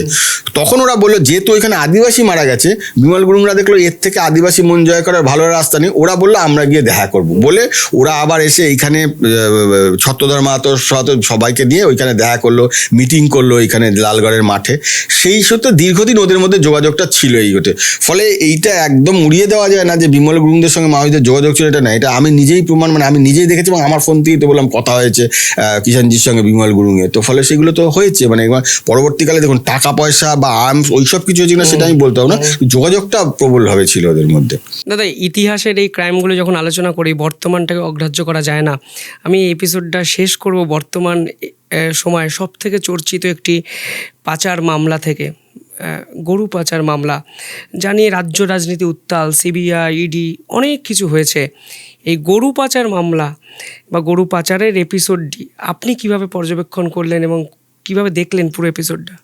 এইটা দেখুন, এইটা কিন্তু গরু পাচারটা কিন্তু নতুন না ওয়েস্ট বেঙ্গলে, দীর্ঘদিন ধরে চলছিল, এত ম্যাসিভ আকারে হচ্ছিল না এটা, মানে এত আসা শুরু করলো এবং ইউপি বা এই ধরনের গুজরাট বিভিন্ন জায়গা থেকে পুরো ওয়েস্ট বেঙ্গল রুটটা ওরা বেছে নিল বাংলাদেশে পাঠানোর জন্য এবং বিভিন্নভাবে পাঠানো হতো। কখনো হচ্ছে এই আমাদের কলা গাছের যে ভেলা সেগুলোর সঙ্গে বেঁধে দিয়ে গরুকে ভাসিয়ে দেওয়া হতো গঙ্গাতে, ওই পাশে গরুর গায়ে নাম লেখা থাকতো বা সংখ্যা লেখা থাকতো, কোড ওয়ার্ড, সেইটা গিয়ে ওখানে যেত, এইভাবে করা হতো, বিভিন্নভাবে পাঠানো, মানে টেকনিকের শেষ ছিল না। আমার কাছে খবর এসেছিল যে এরকম এত বেড়ে গেছে যে এইটা নিয়ে যদি কিছু করা যায়। আমি খোঁজ নিয়ে দেখলাম যে ওইখানে প্রচুর পুলিশ অফিসার এই সময় তারাও হচ্ছে মানে দেদার টাকা তুলছে ওইটাকে সামনে রেখে, এবং ওইটা না একটা সিন্ডিকেটের মতো হয়ে গেছে যে এইরকম গরু পাচার করলে লরি, এটা একদম বীরভূম, মুর্শিদাবাদ, নদিয়ার একটা পোর্শন, এই জায়গাটা মূল্য করে বর্ধমানের একটা পোর্শন, এইরকম মানে প্রচুর মানে গরু পাচার হচ্ছে, মানে গরু স্টক করে রাখা হচ্ছে, রাত্রেবেলা নিয়ে যাওয়া হচ্ছে। এবং আমি এমনও শুনেছি যে পাচারকারীদের কাছে একটা মানে এক পুলিশ অফিসারে মানে ওই যে পুলিশের যে মানে ইয়ে থাকে না সিগন্যাল, মানে হর্ন দেয় যেটা ইয়ে থাকে আর কি, তো সেইটাতে বাজিয়ে শোনানো হতো যে সেইটা দিলে পরে মানে সেইটা যদি পাঠানো হয় বা সেটা যদি শোনানো হয় তার মানে সংশ্লিষ্ট অফিসারের সম্মতি আছে যে তোমরা এখন ওইটা নিয়ে যাও ওখান থেকে। এইভাবেও হতো, নানারকম বিভিন্ন কোড ওয়ার্ড ইউজ করা হতো আর কি, যে এইভাবে এইটা যেত, তো সেইভাবে পাঠানো ইয়ে হচ্ছিল। তো এইবার সেইটার আমি তদন্ত কিছু করে, এর মধ্যে যেটা হয় সেটা হচ্ছে দেগঙ্গায় একজন তৃণমূল নেতা, মানে তখন তৃণমূলের সঙ্গে উনি যুক্ত ছিলেন বলে বলছি, তার নাম হচ্ছে আব্দুল বারিক বিশ্বাস, নাম শুনে থাকবেন, তিনি সোনা পাচার অ্যাম্বুলেন্সে করে সোনা পাচার করতে গিয়ে ধরা পড়েছিলেন। তখন আমি ওইটা খোঁজ নিতে গিয়ে জানতে পারি ওইখানকার একজন জেলা পরিষদের প্রভাবশালী তৃণমূল নেতার নাম, যে উনি এটাতে আছেন এটাতে। তা আমার উৎসাহবারে সেটাতে আমি খবর করি। আমি তখনও জানতাম না যে এই র্যাকেটটা মুর্শিদাবাদ বা এই ভিত্তিতে এতটা আছে, মানে ওইখানে কোনো মাথা আছে। আমি জানতাম এই লেভেলে হয়, মানে উত্তর চব্বিশ পরগনার এইসব এরা করে। তো তখন করার পরে আমার কাছে একদিন একটা ফোন আসে যে খবরটা বন্ধ করার জন্য, লেখা বন্ধ করার জন্য। তো এবং যারা প্রথমে টাকা দিতে চায়, তো আমি টাকা নিইনি। মুশকিল হলো সেই তারপরের দিন আমার কাছে ওটা ফলো আপের যে বিরাট কোনো ইনফরমেশন ছিল এমনও ছিল না, ফলে আমি এটা করতে পারিনি খবর। তা এবার তারপরের দিন দেখছি আবার ওই ভদ্রলোক আমাকে ফোন করে বলছে যে প্রথম দিন টাকার অফার দিয়েছিল, থ্যাংক ইউ, আপনি কোনো টাকা তো না নিয়ে আপনি বন্ধ করে দিলেন, খুব ভালো, হ্যান ত্যান। আসলে আমি তো ওকে বলতে পারিনি, আমি কিছু বলিনি। তার কিছুদিন পরে আমার বাড়িতে না একটা খাম আসে, সেই খাইটা আমি জানি না যে বাড়ির অ্যাড্রেস কী করে পেলো আমার কাছে আজকেও আশ্চর্য। তার কারণ হচ্ছে যে আমি জানি না ভদ্রলোককে। তাতে দেখলাম যে মানে প্রায় হচ্ছে ধরুন 100 থেকে 150 পাতার ডকুমেন্ট এসছে। আমি ওগুলো পড়ে দেখলাম যে উনি যেটা পাঠিয়েছেন তার নাম হচ্ছে এনামুল হক। এবার এনামুল হক এই লোকটাকে তো আমাকে একটু কালটিভেট করতে হবে, এটা খোঁজ খবর নেওয়া শুরু করলাম যে মুর্শিদাবাদে খুব প্রভাবশালী, প্রচুর ইয়ে করে। এইগুলো যখন আমি করছি এরই মধ্যে কেরালাতে বিএসএফ এর একজন কমান্ড্যান্ট অ্যারেস্ট হয়ে গেল। তিনি একসময় মুর্শিদাবাদে ছিলেন, দেখা গেল তিনি ওই হিসাব বহির্ভূত সম্পত্তির ইয়েতে মামলাতে অ্যারেস্ট হলেন। তাকে জেরা করে জানা গেল যে এইখানে যে গরু পাচার র্যাকেটে তিনি ওইখানে যুক্ত ছিলেন। এইবার এইদিকে সিবিআই কাছে মামলাটা গেল, সিবিআই খোঁজখবর নেওয়া শুরু করলো, এইদিকে আমার কাছে ওই ডকুমেন্টগুলো এসছে। আমি এবার ডকুমেন্টগুলো নিয়ে খোলা যা আছে সব লেখা শুরু করলাম যে এইভাবে পাচারটা হয়। লেখা শুরু করার পর বেশ কিছু তৃণমূল নেতার নামও ছিল। তো সেটা হচ্ছে মানে এমনকি একজন এমএলএর নামও ছিল, আমি এটা বলছি যে মুর্শিদাবাদের একজন। তো সেইটা হচ্ছে যে এরকম লেখা হওয়ার পরে হঠাৎ করে হচ্ছে যে ওই এনামুল হক হঠাৎ করে আমাকে একদিন ফোন করে, সে বিস্তর চেঁচামেচি করছে যে আপনি কেন লিখেছেন আমার সঙ্গে, আপনি জানেন আমি কত বড় একজন ব্যবসায়ী, আমি করি এই করি বলে চেঁচামেচি করছে। যাই হোক, আমি বললাম যে আপনার বক্তব্য আমি ছাপতে পারি, তার বেশি আপনি যে ভালো লোক সেটা তো আমি ছাপতে পারবো না, আমাদের ডকুমেন্ট আছে। ওগুলো কী ডকুমেন্ট আছে? আমরা এই জিনিস আপনি করেছেন। ও একটু অবাক হয়ে গেছে যে কবে পুলিশের ওপর হামলা চালিয়েছিল, পুলিশ কোনো মামলা রুজু করেনি, ডিআইবি কি রিপোর্ট দিয়েছিল ওর নামে সেইটা আমার গায়ে চলে এসছে। এইবার ও তখন তাও চেঁচামেচি যা করে আর কি, যে লেখা বন্ধ করতে হবে, প্রথমে বললো টাকা দিতে হবে, সে একটা লিস্ট শোনাচ্ছে আমাকে যে আমি এই সাংবাদিক এই দিই, এই সাংবাদিক। আমার দেখুন ওইগুলো আমাকে বলে কোনো লাভ নেই, আমি টাকা পয়সা নিই না, আমি যা আছে আমি তাতে অসন্তুষ্ট না। তারপর বলছে না তাহলে আমাকে অন্য ব্যবস্থা করতে হবে। অন্য ব্যবস্থা কি? আপনি আমাকে দেখবেন, আমি খুব শুনুন, আমি বাসে ট্রেনে যাতায়াত করি, আর কোনো প্রবলেম না আমাকে পাওয়া, আপনি বললে আমি কোথায় সেটাও চলে যেতে পারি। আর আমার কি করতে হবে, আমার ছেলে ছোট, ও এই স্কুলে পড়ে, ফলে আপনি ওই তো আর বেশি আমার কিছু লাভ নেই আমার করে। আর আপনি চাইলে আমি আমার ব্যাংকের পাসবইগুলো আপনাকে দেখিয়ে দিতে পারি যে আমি আদৌ এইসব টাকা নিই কিনা। বলার পর তা তো হচ্ছে আচ্ছা, ওর মেয়ে মেডিকেল কলেজ মানে এনআরএসে বোধহয় পড়তো, মেয়ে এবং জামাই ডাক্তার। তো তারপরে তো ও লেখা হচ্ছে, ও রোজই প্রায় বললাম যে রোজই চেঁচামেচি করে করে হয়ে গেল। এর মধ্যে সিবিআই জোর কদমে তদন্ত শুরু করেছে। তদন্ত শুরু করার পর ও একদিন আমাকে ফোন করে বলছে যে আমি আপনার সাথে দেখা করতে চাই। তাই বললাম না, আমি তো দেখা করবো না। বললো যে আমি একটা কাজ করো, আমি গাড়ি পাঠিয়ে দিচ্ছি। তখন এর মধ্যে এই ধরুন 18, 19, 20 এর মধ্যে এই এপিসোডটাতে পুরোটা চলছে 2-3 বছর ধরে। আমার তখন কোভিড সবে উঠেছে। বললো আমি আপনাকে একদম স্যানিটাইজ গাড়ি পাঠিয়ে দিচ্ছি, আপনি চলে আসুন। না আমি তো যাবো না আপনার ওখানে। বলে আমি আপনাকে ডকুমেন্ট দেবো। না আপনার ডকুমেন্ট আমার দরকার নেই। বলে তাহলে আপনার সাথে দেখা করবো। আমরা যে না, আমি তো, আপনি কোথায় দেখা করবেন? বলে আমি আপনার অফিসে যাবো। আর অফিসে আসুন, কোনো প্রবলেম নেই। অফিসে ডকুমেন্টও নিয়ে এসছে। আসার পরে এইবার ওকে আমি একটা সিসিটিভি জোন আমাদের সেইখানে বসিয়েছি, কারণ আমার খুব দৃঢ় ধারণা ছিল যে বাইরে গিয়ে বলতে পারে যে ও আমাকে টাকা দিতে এসছে। সিসিটিভি পুরোটা হচ্ছে, কারণ আমার সম্পাদক জানেন এটা, সবাই জানে। আমি এক কলিগকে নিয়ে বসেছি। ও তখন 2-3 জন তৃণমূল নেতার নাম বলছে ওখানে, তারা বিগ শট আর কি, মানে আমি তাদের নাম জানলেও বলতেও পারবো না, লিখতেও পারবো না, কারণ আমার কাছে কোনো প্রমাণ নেই। আমি বললাম তারা এইভাবে টাকা তোলে? বলে হ্যাঁ জানেন, আমাকে এখন করার চেষ্টা করা হচ্ছে, আপনি জানেন এইরকম টাকা আছে, আমি এই করেছি এর ক্ষেত্রে একে টাকা দেওয়া হয়েছে, একে টাকা হচ্ছে, এমএলএ কেনার ক্ষেত্রে এই দেওয়া হয়েছে। আমি বলছেন কি, আপনি তো আমার 12টা বাজিয়ে দেবেন, তো আপনি তো এগুলো তো আমার তো প্রমাণ না, ওগুলো টাকা দেওয়ার ক্ষেত্রে কোনো প্রমাণ থাকে না, আমি তো ক্যাশ টাকা দিয়েছি, আমার তো ক্যাশ ছিল। আমি না হয়ে গেছি যে এইরকম এত কিছু হয়েছে। তো আমি অফিসে আলোচনা করলাম, আমাকে 2-1 যারা সুবান্ধে তারা বললো যে দেখো এটা তো সত্যি, তুমি তো বলছো এটা তো বিস্ফোরক ব্যাপার, কিন্তু এটা তো কোনো ডকুমেন্ট নেই। বলে না ডকুমেন্ট তো পাবো না, ও যা বলছে তো মারাত্মক কেস। যে যাদের নাম বলছে, মানে আমার ক্ষমতা হবে না তাদের নাম বলারও বা তাদের লেখারও। সাংবাদিকদের কত করে টাকা দেওয়া হয়েছিল? 1.5 লক্ষ টাকা করে বলছিল। হ্যাঁ, জেলা এবং কলকাতা মিলে 1.5 লক্ষ টাকা করে দেয়, সেটাও আমাকে বলেছিল যে আমি বলছি না 1.5 লক্ষ আমার লাগবে না, আপনি 1.5 কোটি দিলেও আমি নেবো না, আমি যা আছি সন্তুষ্ট। কারণ সুবিধা হয়েছে কি, ও বিভিন্ন নাম্বার থেকে ফোন করতো, হোয়াটসঅ্যাপ কল বেশি করতো, আমি সমস্ত রেকর্ড করে রেখেছি। ফলে ও এটা বলতেও পারবে না এখন আমি কেন খোলাখুলি ওইটাও বলতে পারি, তখন আমাদের সব রেকর্ডিং আছে। তো এবং ও আমাকে ডকুমেন্ট দিয়ে গেছে, ও আমাকে দিয়ে গেল, ও 1 বছরও দিয়েছে 9 কোটি টাকা ইনকাম ট্যাক্স টোটাল। ও দেখলাম 25 কোটি টাকা ইনকাম ট্যাক্স দিয়েছে। আপনি বলতে 25 কোটি টাকা যে অফিসিয়াল ইনকাম ট্যাক্স দেয়, সে কত টাকা ইনকাম করতে পারে। এবং ও লিস্ট দিয়ে গেছে কোন গরু, বড় গরু কত বেজেছে, ছোট গরু কত বেজেছে, ওইটা হচ্ছে অফিসিয়ালটা দেখলে আপনার মাথা খারাপ হয়ে যাবে, আনঅফিসিয়াল কত কিছু হয়েছে। ও তখন আমাকে বলল যে ওইখানকার একটা এনজিও, তারা বোধহয় মামলা করেছিল। কি হতো, ওরা একটা ছোট গরু ধরলো, তো ছোট গরু ধরে ওইটাকে নিয়ম হচ্ছে ওইটাকে বাজেয়াপ্ত করে বিয়েছে ওইখানে ক্যাম্পে রেখে দেয় গরুটাকে করার জন্য। পরবর্তীকালে ওই গরুটাকে ওই এনজিও থ্রুতে ওরা নিলাম করবে, অকশন করবে। ও কি সেটিংটা করেছিল, ওই যে ছোট গরুটা মানে ও হয়তো ওটা বড় গরু, ও খাতায় কলমে দেখেছে ছোট গরু, সেইটা দেখিয়ে বিএসএফকে দিয়ে করিয়েছে, ওটাকে বাজেয়াপ্ত করেছে, করে ওইখানে জমা পড়েছে, করে ওইটা যখন নিলাম হচ্ছে, নিলামে ও গরুটা কিনে নিচ্ছে, ছোট গরুর দামে বড় গরু কিনে নিচ্ছে। এইভাবে গোটা করে ওই বিএসএফ এর অফিসার সেটিং করে পুরোটা। এবং বিভিন্ন দল, শাসক দলকেও ও কত টাকা দিয়েছে সেটা আমাকে বর্ণনা দিয়েছিল। আমি আর সেটা যেহেতু প্রমাণ নেই, কিছুই করা যাবে না, শুধু এইটুকুই বললাম। তো আমি অবাক হয়েছি। আমি আপনাকে ওনাকে বললাম যে দেখুন, আপনি কিন্তু বেশি দিন বাইরে থাকবেন না, আমার 2টো আশঙ্কা হচ্ছে। বলে কি? আর একটা হচ্ছে, হয় আপনি মার্ডার হয়ে যাবেন, নয় আপনাকে সিবিআই ধরে ফেলবে। বলে না, উনি সঙ্গে একটা অ্যাডভোকেট নিয়ে ঘুরতেন, আমার ওখানে তাই এসেছিলেন। বলে না, আপনি আমাকে ভয় দেখাচ্ছেন না, ভয়ের প্রশ্ন না, সেটা হচ্ছে আপনি আমাকে ভয় দেখিয়েছিলেন, কিন্তু আপনি যাদের নাম বলছেন তারা তো ধরা পড়ার আশঙ্কাতে আপনাকে দুটোর যে কোনো একটা জিনিস করে দিতে পারে এতে। বললো দেখা যাক কি হয়। আমি বললাম যে আপনি বেশি আমার খুব ধারণা আপনি অ্যারেস্ট হয়ে যাবেন। তার 3 দিন বাদেই হঠাৎ সন্ধ্যাবেলা খবর পেলাম যে এনামুলকে সিবিআই অ্যারেস্ট করে নিয়েছে। এই হচ্ছে বিষয়, এইভাবে চলতো আর কি। দেখেন এটা কিন্তু আজকের না, মানে এটা ও আমাকে বলছে ও এর সঙ্গে যুক্ত ছিল হচ্ছে 12-13 সাল থেকে যুক্ত ছিল। এবং এই যে বললাম যে বড় গরু ছোট গরুর হিসেব গন্ডগোল করিয়ে, ধরুন 10টা গরু গেছে, সেইখানে দেখালো না 8টা গরু, 2টো গরুর প্রফিট হলো, এই করে পুরো টাকাটা এখানে হয়েছে। সত্যি চিত্রদীপদার কথা শুনলে শিহরিত হতে হয়, বিস্ময় জাগে। এটাই হয়তো রাজনীতির কঙ্কালসার চেহারা, বলা ভালো এক ইতিহাস। যে ইতিহাস কখনো বইয়ের পাতায় লেখা হবে, কখনো হয়তো লেখা হবে না। কেউ জানবে, কেউ জানবে না। তবে আজকের এই পডকাস্টে যে কথাগুলো উনি বললেন, আমার দৃঢ় বিশ্বাস আমাদের দর্শকদের মনের মণিকোঠায় চির নবীন হয়ে থেকে যেতে পারে। অসংখ্য ধন্যবাদ দাদা। ধন্যবাদ। আপনারা তো দেখতে থাকুন শিবম দাস পডকাস্ট। চ্যানেলটি ভালো লাগলে একটু সাবস্ক্রাইব করবেন, পাশে থাকবেন, বেল আইকনটি ক্লিক করে আমাদের পরবর্তী আপডেট সংগ্রহ করবেন। ধন্যবাদ।